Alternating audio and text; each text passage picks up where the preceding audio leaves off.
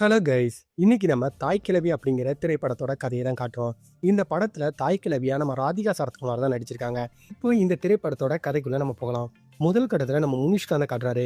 முனிஷ்காந்த் தன்னோட வீட்டை பூட்டிட்டு வெளியே போகும்போது சுத்தி இருக்கிறவங்களாம் எங்கடா போற, மறுபடியும் பொண்ணு பார்க்க தான் போறியா அப்படிங்கிற மாதிரி கேட்டு அவரை கிண்டல் பண்றாங்க. அப்பதான் முனிஷ்காந்துக்கு ரொம்ப வருஷமா கல்யாணம் ஆகாம இருக்குங்க. இவரும் பல இடத்துல போய் பொண்ணுங்களை பார்ப்பாங்க. பட் பொண்ணுங்களை இவருக்கு வயசு கூட்டிட்டு அப்படிங்கிறனால இவரை கல்யாணம் பண்ணிக்க சம்மதிக்கவே மாட்டாங்க. ஆனால் முனிஷ்காந்த் அதை எதையும் பெருசா எடுத்துக்காம சிரிச்சுட்டு அந்த இடத்துல இருந்து தன்னோட வண்டி எடுத்துட்டு கிளம்புவாரு. இதுக்கப்புறம் தான் நம்ம ராதிகா சரத்குமார், அதாவது தாய் கிழவியை வந்து காட்டுவாங்க. நம்ம தாய் கிழவி என்ன பண்ணுன்னு பார்த்தீங்கன்னா, ஊரில் உள்ள எல்லாருக்கிட்டையும் சிட்டைக்கும் வட்டிக்கும் காசு கொடுத்துருக்கோங்க. இந்த காசை வசூல் பண்ணுறதுக்காக கிளம்பும் போது வெளியே விளையாடிட்டு இருந்த சின்ன பசங்களாம் தாய் கிழவி வட்டிக்கு வருது வட்டிக்கு வருது அப்படின்னு சொன்ன உடனே அங்கே இருக்கிற எல்லாருமே தங்கிட்ட இருக்கிற காசெல்லாம் எடுத்துகிட்டு ரோட்டில் வந்து நிற்பாங்க. ரோட்டில் நிற்கிறது மட்டும் இல்லாமல் இவங்க ஏதாவது நகைப்பொருளாக வச்சுருந்தாங்க, அதையெல்லாம் மறைச்சி வச்சுருவாங்க. ஏன்னு பார்த்தீங்கன்னா, தாய்க்கிழவி வந்து வட்டிக்கு ஒழுங்காக காசு தரலன்னா அவங்க எல்லாத்தையும் கண்டமானி பேசுறது மட்டும் இல்லாமல் முடிஞ்சா கையவும் நீட்டிடுங்க. இப்படிங்கிற மாதிரி தான் நமக்கு ராதிகா சரத்குமாரோட இன்ட்ரோவை போடுவாங்க. இப்படி நம்ம ராதிகா சரத்குமார் எல்லா இடத்துலையும் வட்டிக்கு வாங்கிட்டு இருக்கும்போது அன்னைக்கு நைட்டு எப்போதும் போல நிம்மதியாக தூங்கிட்டு இருப்பாங்க. தூங்கிட்டு இருக்கும்போது இவங்களை காலையில் எழுப்புவதற்காக அவங்களோட பேரை போய் எழுப்பும்போது அவங்க எந்திக்க மாட்டாங்க. அதுக்கு பதிலாக அவங்க கை கால் கொஞ்சம் இழுத்த மாதிரி இருக்கும். உடனே இந்த விஷயம் ஃபுல்லாக ஊர் பூரா எல்லாருக்குமே தெரிஞ்சிடும். தெரிஞ்ச உடனே டக்குன்னு அங்கே இருக்கிற எல்லாருமே நம்ம ராதிகா சரத்குமார் இறந்துடுவாங்க அப்படிங்கிற மாதிரி சொல்லிட்டு எல்லாருமே ரொம்பவும் சந்தோஷப்படுவாங்க. காரணம் ஏன்னா இவங்க வட்டிக்கும் சிட்டிக்கும் கொடுத்து எல்லாத்தையும் வந்து பாருன்னு நின்னதுனால ஊரில் உள்ள எல்லாருக்குமே இவங்கள பிடிக்காது. காரணம் இவங்க எப்படியா செத்துணும்னு சொல்லி நிறைய பேர் வேண்ட கூட செய்வாங்க. இந்த மாதிரி போயிட்டு இருக்கும்போது அப்போ அங்கே வந்து ஒரு டாக்டர் என்ன சொல்லுவார்னு பார்த்தீங்கன்னா, கிளவி இன்னும் 3 நாள் கூட தாண்டாதே, அதனால யாருக்கெல்லாம் சொல்லி விடணுமோ அவங்களுக்கெல்லாம் சொல்லி விட்டுடுங்க அப்படிங்கிற மாதிரி சொன்ன உடனே நம்ம முனிஷ்காந்த் என்ன பண்ணுவாருன்னு பார்த்தீங்கன்னா, சரி ஓகே இவரோட பசங்களுக்கு சொல்லி விட்டலான்னு சொல்லி அப்போ தான் தாய்க்குறவிக்கு மொத்தம் 4 பசங்க இருப்பாங்க. 3 பையன் ஒரு பொண்ணு இருக்கும். இப்போ 3 பசங்களும் வெளியூரில் தொழில் பண்ணிட்டு இருக்கும்போது அவங்க எல்லாருக்கும் நியூஸ் போகும். அப்போ அவங்க 3 பேருமே கிளம்பி இங்கே வருவாங்க. இப்போ நம்ம தாய்க்கிழவியோட மூத்த பையனா நம்ம சிங்கமுடியும், 2வது பையனா அருள்தாஸும், 3வது பையனா பாலசரணும்னு இருப்பாங்க. இப்போ 3 பேரும் தன்னோட குடும்பத்தோட இங்கே வரும்போது அங்கே இளவுக்கு வந்து சில பேர் என்ன பேசிட்டு இருப்பாங்கன்னா, என்னப்பா பிரச்சனை, இத்தனை நாள் தாய்க்கிழவியோட இந்த எதுக்குமே வந்து நிற்காதவங்க இப்போ எதுக்காக இந்த 3 பசங்களும் இப்போ வர்றாங்க அப்படின்னு கேட்கும்போது, விஷயமே தெரியாதுல, ஒரு 4 வருஷத்துக்கு முன்னாடி நம்ம பெருசு வந்து இறந்தாருயா, இறந்தப்போ நடந்த பிரச்சனை, அதாவது நம்ம தாய்க்கிழவியோட புருஷன் இருக்காரு, அவர் இறந்ததுக்கு அப்புறம் தாய்க்கிழவிட்டு அங்கே இருக்கிற அவர் பசங்க என்ன என்ன கேட்டுப்பாங்க பார்த்தீங்கன்னா, அதான் பெருசே இறந்துட்டார்ல, சொத்தை நீ 4 பங்கா பிரித்து கொடுத்துட்டேன்னா எங்கள் ஆளு ஒவ்வொருத்தவங்க வீட்லையும் 6 மாதம் இருந்துக்கலாம்னோடனே அப்போ ராதிகா என்ன சொல்லுவாங்கன்னு பார்த்தீங்கன்னா, நான் எதுக்குடா எல்லார் வீட்லேயும் வந்து ஒவ்வொரு நேரம் இருக்கணும், இது என் உழைப்பில் கட்டின வீடு, நான் இங்கே தான் இருப்பேன், தேவைன்னா என்ன உழைச்சி தின்னுக்கோ இல்லாட்டி என்னமோ பண்ணிப்போம் அப்படின்னு சொல்லி 4 பேரையும் திட்டி அனுப்பியிருக்கோம். இப்போ இந்த விஷயம் தெரிஞ்ச உடனே 4 பேரும் வேறு வழி இல்லைன்னு சொல்லி தான் இங்கே வந்து உட்காந்துருப்பாங்க. அப்போ அங்கே இருக்கிற எல்லாரும் என்ன பேசிகிட்டு இருப்பான்னு பார்த்தீங்கன்னா, இந்த கிழவி செத்துட்டுனா அடுத்த வேலையை பார்க்கலாம் அப்படின்னு சொல்லும்போது நம்ம ராதிகா சரத்குமாரோட மகன் இருக்காங்க பார்த்தீங்களா, இவங்களும் புருஷனோட இல்லாமல் இங்கே தனியாக இருந்திருப்பாங்க. காரணம் என்னன்னா, அதுக்கும் 25 பவுன் அவன் பொண்ணுக்கு போடுறேன்னு சொல்லி 22 பவுன் போட்டுப்போம். அவன் என்ன பண்ணுவானா, இந்த 3 பவுனை எப்போ கொடுப்பீங்க, கொடுத்தா பொண்ணை என் கூட அனுப்பிங்க இல்லாட்டி உங்கள் வீட்லேயே இருக்கட்டும் அப்படிங்கிற மாதிரி சொல்லிட்டு அவனும் போயிருப்பான். இப்போ இந்த விஷயம் தெரிஞ்ச உடனே மாலை மரியாதையோடலாம் வந்து நின்று அங்கே ஆட்டம் போட்டுட்டு இருப்பான். அவன் அப்படி ஆட்டம் போட்டுட்டு இருக்கும்போது இங்கே எல்லாருமே என்னடா பண்ணுறது, இவன் வேற தேவையில்லாமல் வேலை பார்த்துட்டானே அப்படின்னு சொல்லி தாய்க்கிழவியோட 3 பசங்களும் பேசிட்டு இருக்கும்போது இப்போ நம்ம இளவரசர் இருக்கார் பார்த்தீங்களா, இவர் ஸ்கூட்டியில் வந்து வருவார். வந்து அங்கே இறங்கி போய் தாய்க்கிழவியை பார்த்துட்டு வெளியே வந்து நிற்பார். நின்றுட்டு இருக்கும்போது முனிஷ்காந்த் வந்து நீங்கள் யார், எதுக்காக இங்கே வந்திருக்கீங்க அப்படின்னு கேட்கும்போது அவர் என்ன சொல்லுவார்னு பார்த்தீங்கன்னா, நான் பக்கத்தில் தான் ஒரு நகை கடை வச்சுருக்கேன், என்கிட்ட இருந்து கிழவி மாதம் வந்து ஒவ்வொரு கிராம் நகை வந்து சேர்க்கும். மொத்தமாக எனக்கு தெரிஞ்சு 160 பவுன் சேர்த்துருக்கோம். போன மாதம் தான் எல்லாத்தையுமே வாங்கிட்டு வந்துச்சு.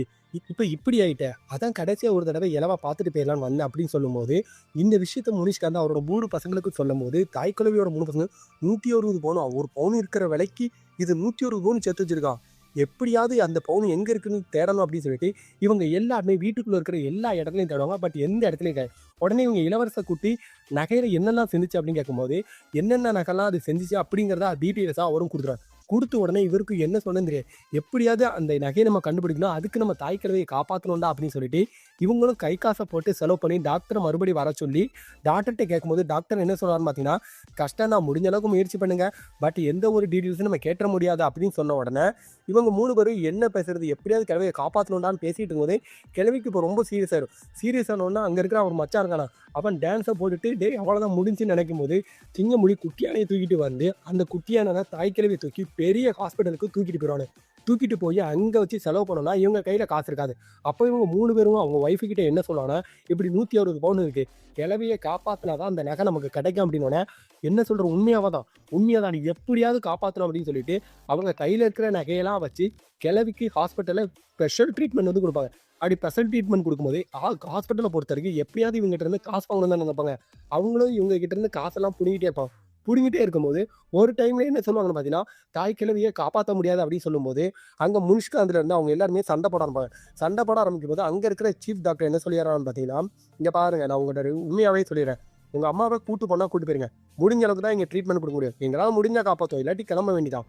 ஏன்னா அவங்களுக்கு ரொம்ப வயசாயிட்டு அப்படின்னு இவங்க என்ன சொல்லணும்னா, எவ்வளோ செலவானாலும் பரவாயில்ல காப்பாற்றுங்க அப்படின்னா. அப்போ ஒரு 4 லட்ச ரூபா வேணும் அப்படின்னு இப்போ 4 லட்ச ரூபாய்க்கு என்ன பண்ணலாம் அப்படின்னு சொல்லி இவங்க யோசிச்சுட்டு இவங்ககிட்ட இருந்து எல்லா காசையும் இவங்க ஏற்கனவே செலவு பண்ணிடுவாங்க. இப்போ எப்படி காப்பாற்றலான்னு நினைக்கும் போது தான் நம்ம தாய் கிழவியோட மகர் காலதமா அவனோட புருஷன் வந்து இந்த விஷயம் தெரிஞ்சது 160 பவுன் வரப்போதா. உடனே அவன் என்ன பண்ணுவான் பார்த்தீங்கன்னா, அவன் ஒரு 4 லட்ச ரூபா ரெடி பண்ணி முனிஷ்காந்தை கொடுத்து இதை ஓங்காசுன்னு சொல்லி கொடுத்து அந்த கிழவியை காப்பாற்றா. அதுக்கப்புறம் நான் அதுகிட்ட இருந்து எப்படி நகையை வாங்கணுமோ நான் வாங்கிக்கிறேன் அப்படின்னோடனே, சரி ஓகே அப்படின்னு சொல்லிட்டு இவங்களும் அந்த ஹாஸ்பிட்டலில் அதை கட்டி அந்த கிழவியை காப்பாற்றுவாங்க. இப்போ கிழவியை காப்பாற்றினதுக்கப்புறம் முனிஷ்காந்தும் அவரோட மருமகனும் வெளியே போயிட்டு இருக்கும்போது அப்போ மறுபடியும் ஒரு இலை வீடு நடக்கும். அந்த இலை வீட்டுக்கு அவங்க போகும்போது தான் இன்னொரு விஷயத்தை பார்ப்பாங்க. இளவரசர் இருக்கா பார்த்தீங்களா, இவர் கொஞ்சம் பைத்தியங்க. அதாவது இவருக்கு இதுக்கு முன்னாடி பெரிய நகை கடை வச்சிருவேன். அந்த நகை கடை கொள்ளை போனதுலேருந்து இவர் இப்படி பைத்தியம் பிடிச்சி யாராவது இறந்துட்டா அவங்க வீட்டில் போயிட்டு இந்த மாதிரி சொல்லிட்டு வந்துடுவேன். இப்போ இவர் சொன்னது எல்லாமே பொய். அதாவது தாய் கிழவிட்ட 160 பவுன் நகை இல்லைன்னு தெரிஞ்ச உடனே முனிஷ்காந்த் அவர் மகன் 3 பேர்கிட்டையும் சொல்லுவாங்க. அவனுக்கு 3 பேரும் அவ்வளோதான் முடிஞ்சு கையில் இருந்து எல்லா காசும் போட்டு இந்த கிழவியை காப்பாற்றிட்டோம். இப்போ வீட்டில் இருக்க பொண்டாட்டிங்களுக்கு என்ன பதில் சொன்னேன்னு தெரியாமல் முடிக்கும் போது 3 பேரோட பொண்டாட்டியும் சண்டை போட்டுட்டு இருப்பாங்க. இப்போ இந்த விஷயத்தை பார்த்த நம்ம தாய் கிழவியோட பொண்ணு என்ன சொல்லலாம்னு பார்த்தீங்கன்னா, ஏன்டா இப்படி தான் நான் பல வருஷமாக அம்மா கூட இருக்கேன், அம்மா கூட இருக்கும் போதெல்லாம் அம்மா கிட்ட கேட்பேன், நான் தனியாகிட்டேன் என்ன பண்ணேன், அப்போ அம்மா தான் நிறைய விஷயங்கள் எனக்கு சொல்லி கொடுத்துச்சு அப்படின்னு சொல்லும்போது அந்த 3 மருமகளும் இவங்க கூட சண்டை போட விட்டுட்டு அவங்களும் அமைதியாகிடுவாங்க. இதுக்கப்புறம் தாய் கிழவிக்கு உடம்பு சரியானோன்னா அதை டிஸ்சார்ஜ் பண்ணி இவங்க வீட்டுக்கு கூட்டு வரும்போது வீட்டு ஏரியாவில் உள்ள எல்லா பெருசுங்களும் தாய் கிழவியை வரவேற்பாங்க. ஆனால் ஏரியாவில் உள்ள எல்லா மற்றவங்களும் இதுகிட்ட வட்டிக்கு வாங்கினவெல்லாம் பதறுவோம்.